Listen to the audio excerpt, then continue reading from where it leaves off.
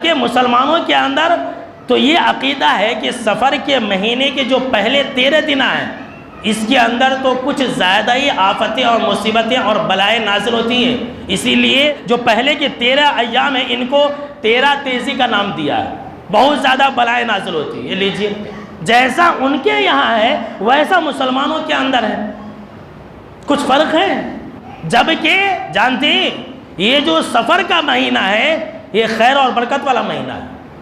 سفر کے مہینے کو آپ کیلنڈر دیکھ لیجئے، سفر کے مہینے کے آگے لکھا ہوگا سفر المظفر، یہ کامیابی کا مہینہ ہے۔ کتنے بڑے بیوقوف ہیں اور کم عقل اور جاہل ہیں جو سفر کے مہینے کو منحوس سمجھتے اور یہ کہتے کہ سفر کے مہینے میں شادی نہیں کرنی چاہیے، سفر کے مہینے میں اگر شادی کریں گے تو نقصان ہوگا، جبکہ جانتے ہیں ہمارے اور آپ کے جو آقا جناب محمد عربی صلی اللہ تعالیٰ علیہ وسلم ہے انہوں نے سفر کے مہینے میں خود شادی کی ہے اور اپنی بیٹی کی شادی کرائی بھی ہے۔ سبحان اللہ، سن لیجئے ہمارے جتنے سارے مسلمان بھائی ہیں، آپ لوگوں کو سکھلائیے، آپ لوگوں کو بتلائیے۔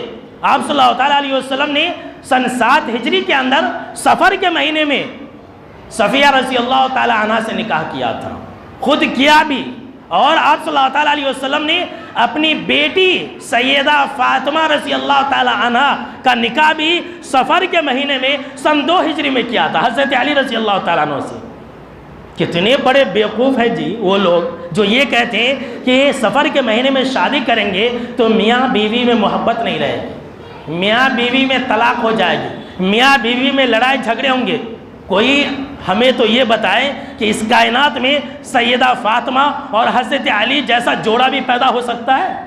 کیسی محبت تھی دونوں میں، کیسی الفت تھی دونوں میں، اور کیسی اولاد اللہ نے انہیں عطا کیا تھا، 2 ننھے منھے پھول، اور وہ بھی جنتیوں کے سردار حضرت حسن اور حسین۔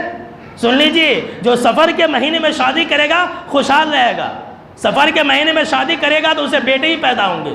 حضرت فاطمہ رضی اللہ تعالیٰ عنہ کو بیٹا ہی تو ہوا تھا۔ یہ سفر کے مہینے کی خیر اور خوبی ہے، آپ لوگوں کو بتلائیے۔ سفر کا مہینہ یہ خیر اور خوبی والا مہینہ ہے، یہ منحوس مہینہ نہیں ہے۔